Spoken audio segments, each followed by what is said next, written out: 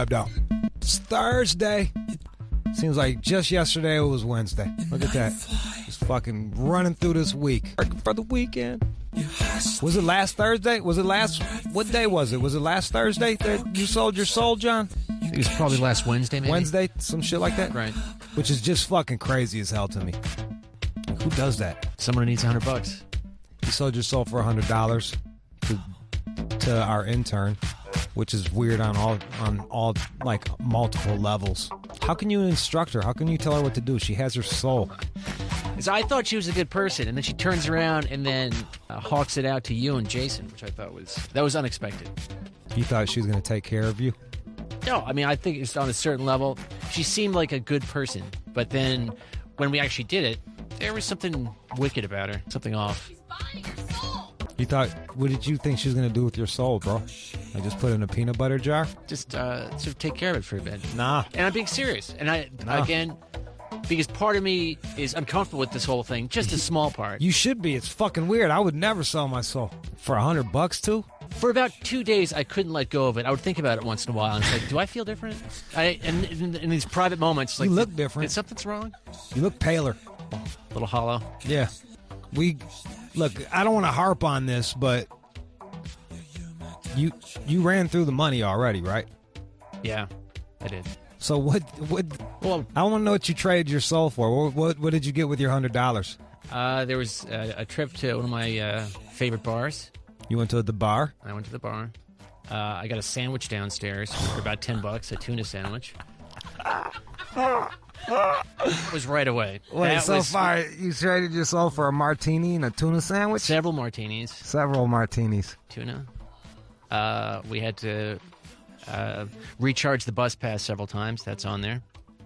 So those are little short hits of like $3 here and there. So that was all right. So you sold your soul for a bus pass, and then also a tuna sandwich, and a couple martinis. Several martinis, a little more than 3, maybe 4. Shot of tequila on top of that. Probably. Wow, look at that. But that's comped. And then I know somebody there. I do. I'm not taking advantage of them. They're just like, hey, you like the shot of tequila. But then there's the wine and then some wraps over at Trader Joe's. And like wraps, those little sandwiches, like pre-made sandwiches? Yeah, those are pretty good. Those were pretty good. I kid you not. So you sold yourself for alcohol and sandwiches. And those bus passes. And those late night trips that you see on that sheet there to gas stations, those are cigarettes. And a couple packs of cigarettes. Yep.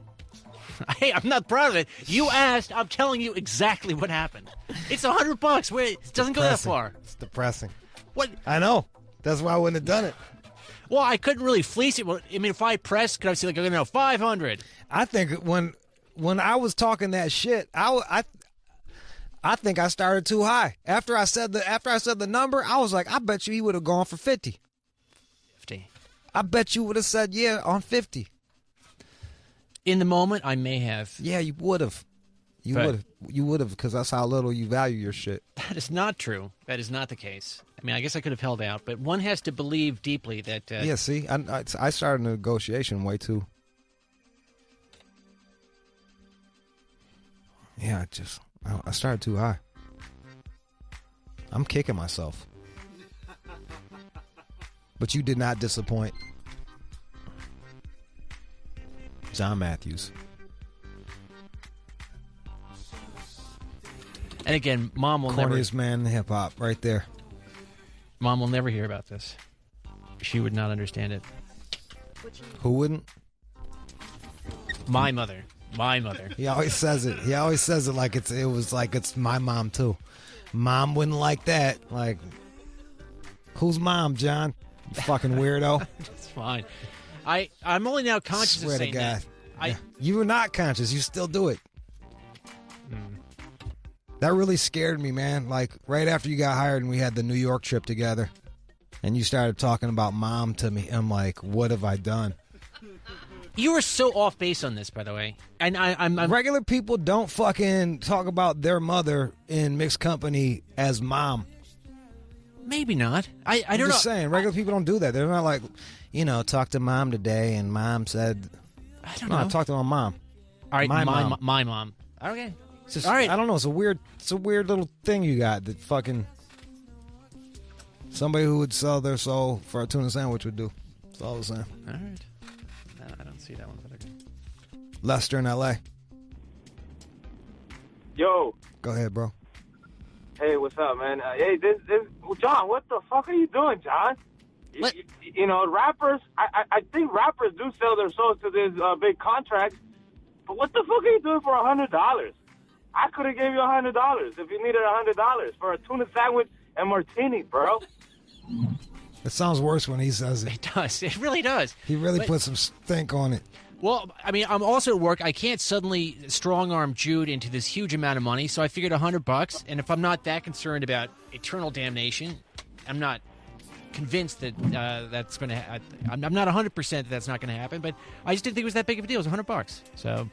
But what? I mean, what is it about? I mean, why $100? Why didn't you do it for $1? He would have. I would not have done it for $1. It's not going to change anything. It's not going to make you. It's not going to make you come to work with better shoes. It's not going to make you come to work with better clothes. You're not going to become a better producer. Why not? For doing that?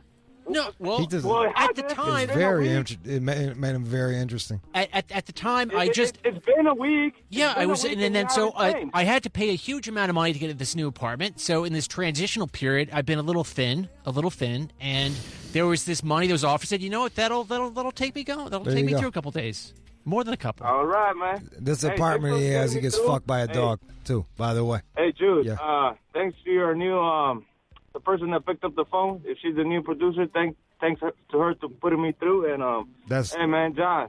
Yeah. You're gonna. I don't know what they're gonna have to do with your soul, but it better make you change. If not, you're still the same dude for $100. Yeah, by the way, forever. I'm not that upset with who I am, Lester. Do you understand that? I mean, I don't view myself as a total loser.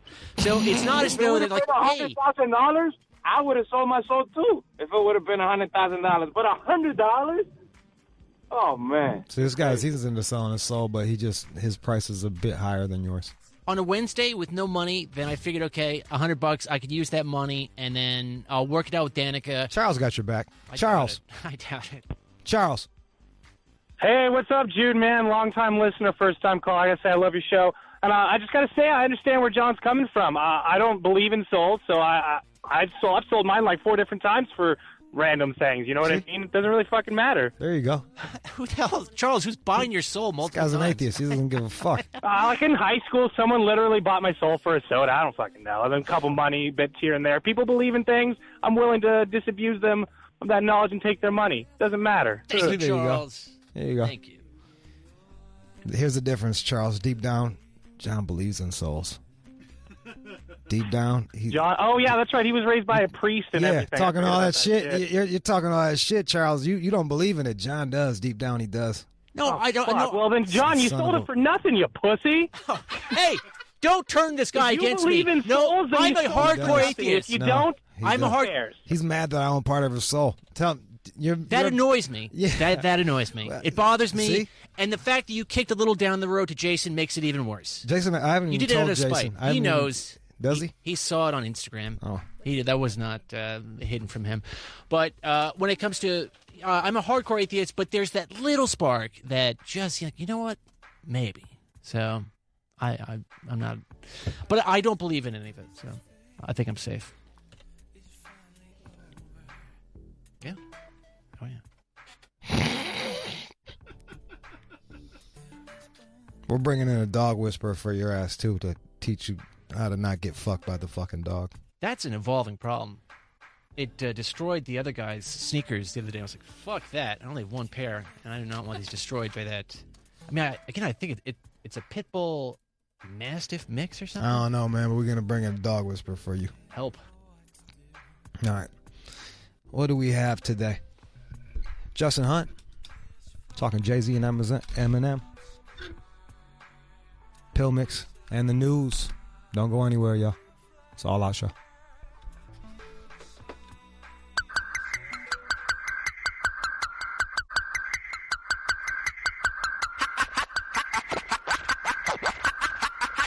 can you do this when you're spanking brand new to this? I'm the leader. I'm the leader of this game. You are checking out the All Out Show with Rude Jude on demand. And now, here's the breakdown with Justin Hunt. Feeling kinky, lip-syncing in too shorts, freaky tales. Yeah. Having creepy visions of whiskey drinking, envisioning sneaking into where Christy Brinkley dwells. I know this is risky thinking, but I want to... Eminem dropped a new video for Framed. It's the first video for Framed. Framed is off of his most recent project. Did 1 million views in the first day. This is one of the fan favorite songs on the project, and it looks like he's getting great reviews on the music video. Is this his first video of the... It's not the first... This is the first video of... the whole project? No. Absolutely not. I misunderstood. Okay. Yeah, but there's been a few videos off of Revival already. But this is his latest one. Okay. And so Framed is, to me, it's quintessential Marshall Mathers, man. It's like, horror film-esque. He's saying he's framed for a murder. He's got some awesome references to, famous people in there. The way he's bending words is so crazy. He's got this one part where he's like, better be careful or your DNA will be all up under her fingernails. Like, he found a way around DNA with fingernails. I love the joint. And this is actually one of my favorite joints off the project. So I'm glad he put a video out for it. And the video looks cool as fucking hell. Yeah, it's dope. It's dope. And so one of the things I thought was interesting about it was also this week Jay-Z put out I think it's Letterman, if I'm not mistaken. Yeah. And so Letterman has a new show. It's called My Next Guest Needs No Introduction. And it's where he interviews celebrities on Netflix. Okay. And Jay-Z's on there. And on the preview, on the trailer for their interview, he breaks down how important voice is to being a great rapper. And he makes a great allusion to Eminem and Snoop Dogg. Let's hear it. You have a great voice. Right, and you can just almost say anything. I think Snoop Dogg has a great voice. Like, he can say 1, 2, 3, and to the 4. It's like, oh my God. It just sounds good, right? It just sounds really good. Or you can be someone, like Eminem and just have amazing cadence. And it's like almost like the syncopation. And like, I sit back with this act, because zigzag, and this back, and this act, and this E. And, you almost become this percussion. Inside the music. So there's multiple ways to be like really good. Some people just have it all. I agree. Yeah. Look, yeah. A lot of people take for granted, but like, man, they just M's rhyme patterns where nobody was doing that. Like, and he continues to do it, but it's especially like. I just never heard anything like I just remember just like, wow, that's fucking that's a new way to rap. Yeah, like it was kind of fucking ill. And I love the part where he's talking about voice and Snoop Dogg, because that's one of my favorite things about M. Like, he has so many different voices. Like, he can give you a nasally voice. He can go real serious on like a 8 Mile Road or a track like that. Right. And his voice goes into different places. And you take that, put the syncopation on there. And then, to me, it gets close to what Jay-Z's talking about when he says some people have it all. Yep, that's right. Another person's voice who he didn't mention, Guru from Gangstar, like, ill ass voice. Like, fucking voice was better than his rhymes a lot of times. Like, you know what I mean? Like, his rhymes were dope, but like sometimes his voice just would carry it. And then sidebar shit, I just want to I've been doing this for years, but if you look at Jay-Z, exposed ankles, that's a sign of money, boy. Sign of money, low key rich. That's how rich people let each other know that they're rich. Them exposed ankles. Just no socks. Or low socks. You do the low socks. You do the no show socks. Let them know I got dough, bro. I might hop on a boat after this. You don't know. Exposed ankles, Jay-Z. Mental note. Just throwing it out there. Jay-Z will be on My Next Guest Needs No Introduction. the Netflix special for Letterman's new interview series. Eminem's Framed video is out now. I love that joint. Again, let's jump into it. Yeah, let's go play it. All right. You are checking out the All Out Show with Rude Jude on demand. And now, it's time for News from the Chin with John Z. Matthews. Conor McGregor is now involved in a somewhat serious situation, it looks like. He was at the media day yesterday for the upcoming fight, UFC 223, and he got into this dust-up with Khabib and his crew. Khabib, yeah, Khabib's headline. He's like the headline fight. He's the main type. I think it's going to be like him versus the... Holloway's a replacement, right? Yeah, him versus Holloway, who is the lightweight champ or something. It's like or the featherweight champ. It's like two champs fighting each other. And TMZ, they've obtained this video of Conor and his entourage going berserk at the Barclays Center, attacking a bus leaving the arena with several UFC fighters. Who's in the bus? Members of Khabib's world. And also, let's see, an object was thrown through one of the bus windows, and the damage left one fighter, UFC lightweight contender Michael Chiesa, cut up and bloodied. But it's out of control. All right.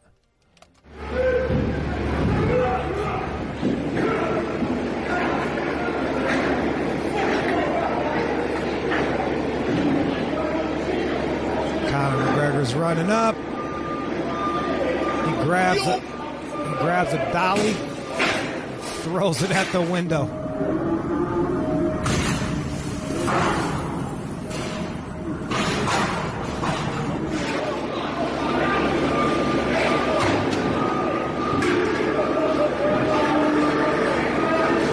Now the bus is trying to back up.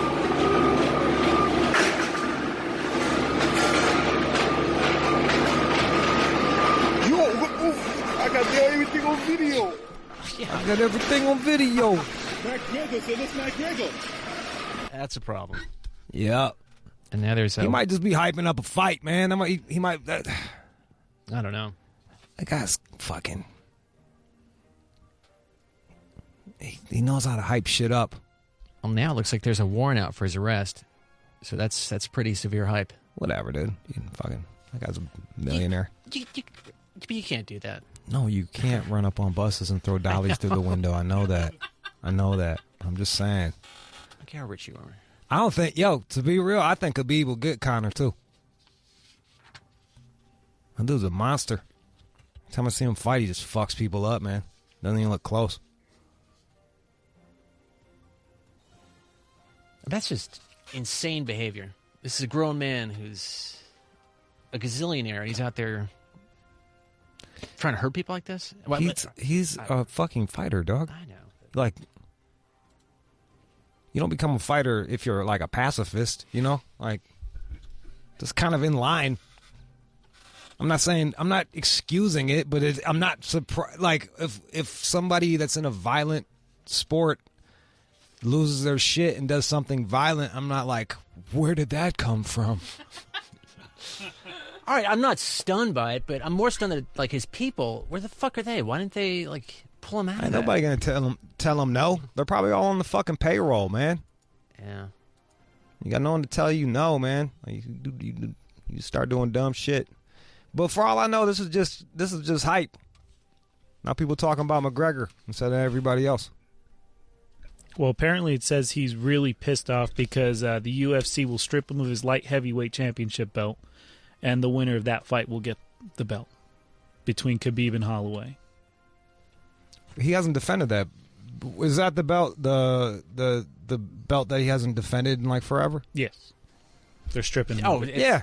Dude, he won the fucking belt and just like bailed. They should strip. Yeah.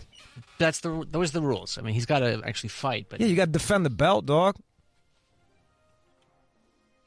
So he's mad that these guys are fighting over it. That's what this is all about. It's certainly related. I don't know, man. Go yell at Dana White. Go throw some shit through Dana White's thing. But according to Dana White, this guy Michael, he was cut to pieces in the attack and is currently hospitalized for his injuries. Damn, that's fucked up. It is unclear if he will fight as planned in UFC 223. That's a big deal. That does suck. Hopefully he gets the fight. And then yesterday, fucking Canelo and Triple G got canceled. Fucking man came up dirty. Canelo came up dirty. Come on, man. We need some good fights. Some good fights. Well, please know, if I saw you running at a car with a dolly, I would try to stop you. You would do nothing. I would try to stop you. I'd say, Jude, don't. I'd dive for it, man. This is what you would do. Oh, my God. What's he doing? Shit. Oh, he should not be doing that. He's finally lost it. Oh, my God. Oh. Stay off the GHB. That's all you do is mumble in the corner. Oh, is he doing? Oh, my God. I'd coax Chris He into doing shouldn't something. do that. He shouldn't do that. Chris, please go stop that. I haven't lost my shit like that in forever. That's you're in your 20s and you just fucking do dumb shit. You're all full of testosterone. But he's got so much to lose. I mean, he has to get sued over this, right? Who's gonna sue him? Another fighter? All right. That would look like some real bitch shit. I'm not saying it couldn't happen. I'm just saying it doesn't seem very likely. Do these guys seem like the suing type? Not really. No. Not really. No. They settle shit with their hands. All right, give me something else. The U.S. Surgeon General is coming out and advising more Americans to carry this naloxone, which can reverse the opioid overdose. I was just talking about this with my cuz. You can go buy this shit. You snort. It's a nasal inhaler. What are you going to do with that? I don't know. It's just good to have. Like, motherfucker, you don't want no one dying at your crib. Like, cats are always on fucking pills, man. Everyone's on fucking pills. It's not that expensive. I know. I mean, some I'm sure run. If that would be the thing. Like, how much do I want to spend on this person's? Like, how much is this person's life worth to me? It looks like I can get a cheap one for between like $20 and $40. Yeah, I could. Yeah, it would be totally worth that than having to drag them out to the fucking side of the road and leaving them there. Because I guess your heart starts slowing down or some shit like that, and it just fucking reverses that. My cousin was explaining it to me. He's a firefighter, so he knows about all that stuff. Yeah, everyone should have. Even if you don't hang out with fucking dope fiends, just have it for the crib, just in case. I was trying to buy it on Amazon, but it didn't look like it looked like they didn't have it. Because he was talking about it, and I was like, I pulled up Amazon. I was like, shit, I'll buy like 3 of them bitches just in case. And you need that in the morning after pill at your crib. Do you really have that stashed away? I got the morning after pill. And you've offered that to women? You said, hey, you might need this. Really? Yeah, we haven't had to do that in a long time.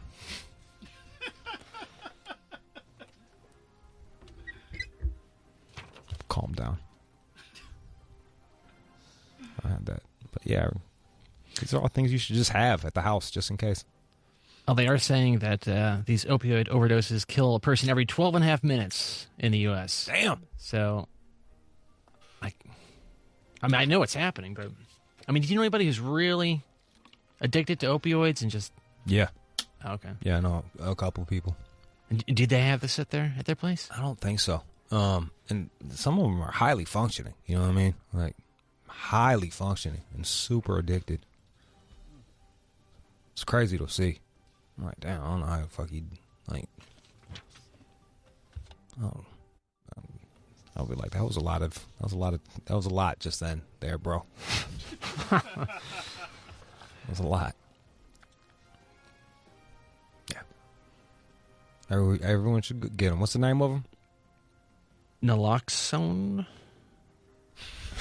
That's how I pronounce it. Naloxone. Naloxone. He says with a question. Yeah. Can vary in price, as I said, and sometimes cost more than $100, and it's covered by most insurance plans. So, can you just go to like the drugstore and buy it? Seems like it. Oh, there you go. Yeah, just go out there and get it. Probably don't have it. I went to go get some Epsom salt. They didn't even fucking have that. I'm like, it's a fucking drugstore. Like, what good are you? What do you need that for? Your aches and pains? Yeah, but I don't know if you noticed. I've been kind of sick lately, so I'm just fucking. Yeah, but Epsom I'm trying salt. everything. Like, I'm soaking in tub. Like, I'm trying. Like, I'm trying everything, dude. Like, I'm fucked. But Epsom salts, you do that when you've got sort of a sore back or something, right? Or... Yeah, I'm like fucking achy all over. Oh, okay. God, you'd be an awful doctor. I'm a very sensitive doctor. No, you're who's fucking. in touch with you're the human obtuse. condition. You no. You're awful. What else, John? All right, children from wealthier homes, they feel more in control of their lives. No shit. So kids that are in houses where there's like certainty of where the next meal is coming from and if their car's going to make it to that place, and they probably have some type of structure. I'm guessing they have classes that they take outside of school.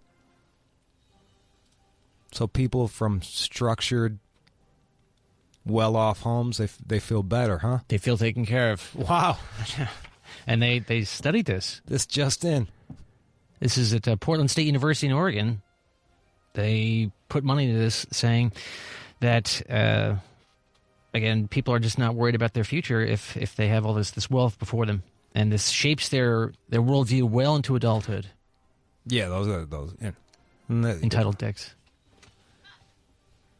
But a lot of times they're very like, out here they're just very, oh, well, why can't everybody be like, I'm like, bitch, not everyone has a motherfucking trust fund. Like, or an inheritance. Like, some people got to worry about taking care of their parents. You're going to be taken care of by your parents. That's the difference. And that's why I'm like so fucking like savage, like kill or be killed type shit. You know what I mean? You know, like, you better go get it. Ain't no one going to give it to you.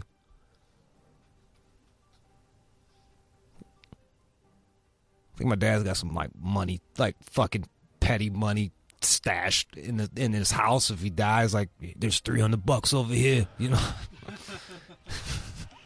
Like every third visit, he'll be like, "Come here, let me show you," and then they'll take me to some hiding spot and fucking be like, "Here's $300." I'm like, great. Hey, can't hurt. That's half a plane ticket. It'll almost be worth me flying out here to get it. Yeah, rich kids feel good. Okay, that's all right. But then on the flip side, they're the ones whose parents are always sending them to the fucking, man, those rich kids. They're always on all the fucking Adderall and everything, man. Xanax and Adderall. All fucking strung out, psychologists and shit. Got weird issues. That is somewhat unfortunate. You've got this comfort zone, and yet you don't use it, and you just you've got no drive. Just waste it all away. Not all rich kids are like that, but yeah, there are some like that. And then you see the rich kids go get it, and you're like, oh, fuck him, he didn't have to. That was easy for him. They can't win for losing. Poor rich guys. Oh, I'm starting to feel for him. Oh. Now, this story I find hard to believe, but a lot of outlets are picking it up, saying that a third of young millennials are confused about the fact that the Earth is round. I just can't believe this. Only 66% of 18 to 24-year-olds in the U.S. are confident that the world is round. I mean, this is according to a new national survey. Doesn't that seem insanely high? We're dumber than ever, man. We draw attention to it, but come on. I mean, who the fuck believes that? Does it, man, the internet, man, like, the problem is they give voice to everybody, you know, and it just starts shit snowballs, man. You got one idiot co-signing the next idiot's idea, and next thing you know, it's a fucking group of idiots, and then people, like, comes up on your search thing, and then you're hearing that you're watching the thing. I told you I wrote about it. It was in the book. Like, I was fucking this chick. She's got bomb pussy. She was talking about the flat Earth. I'm like, what the fuck? We can't go on. This is not going to work. Can't put dick in a flat earther. Man. If I get her pregnant, Jesus Christ, we're going to have dumb kids. Now, they are pointing out that this doesn't necessarily mean that there's an epidemic of these weirdos, as only 4% of the 18 to 24-year-olds said they actually believe the world is flat. Rather, there seems to be a large number in this age group who are just willing to... They just don't know, so they're just like, I don't know. Yeah. Where's the proof? Hey, look, man, I get it. No, you do not get it. You do not get it. Because I can't really... No. I can't, I can't explain to you. I think it's because gravity pushes everything into a globe or some shit like that. That's like gravity pushes everything, and then that's why it's a circle. But see, like, that doesn't sound very smart, you know, like, but this is something that, like, scientists way before me have figured out, so I don't really have to spend much time thinking about it. Like, I can't tell you how electricity works. I'm fucking stupid. I just know that if I plug some shit into the wall, it'll fucking light up, you know? That's kind of the weird, that's what I mean, like, sometimes the more technically advanced we get, the dumber we become, because we no longer have to use those parts of our brain, and you're seeing little peeps of that. Like, for instance, man, cats can't get around without their fucking GPS. Like, I hardly ever use that shit, but like I know motherfuckers, they don't know where north is. I'm like, the hills up over there. But how well would you do without your phone at this point? I mean, do you have the Thomas Guide in your glove compartment? Or? I'd be able to get around L.A. All right. You should be able to get around your home. I'm not saying that someone could drop you off in fucking Milwaukee and you should know how to fucking know all the streets, but like, yo, be familiar with where you live. I don't think that's the craziest thing. It always blows my mind when the Uber drivers... I'm like, you're an Uber driver, dog. Like, in L.A. Like, how do you not know the fucking streets? That is weird. Sometimes I'll be like, I drove in from San Bernardino, and I give them a pass. But, like, if you're from the city and you fucking got to use the goddamn thing, I'm like, you're a fucking moron. Do you give them a bad rating? No, I give everybody a 5. Unless I really don't want to see them, then I'll give them a 3. Because if you give them a 3, that means they'll never show up on your thing again. Oh, all right. I've only given a couple people a 3. Some dude like picked me up, like car smelled like Cool Ranch Doritos, and he kept asking. He was like, "So how long you out of town for?" I'm like, "Bro, like what? A day." You know where I live? Yeah, like bro, like what? Really? Like. And then he took the long way to the fucking airport. I'm like, you son of a bitch. Shut my eyes for 2 seconds. We're in fucking commerce. What the fuck is this? Yeah, fuck you guys if you're listening. You know who you are. All right, that was a new.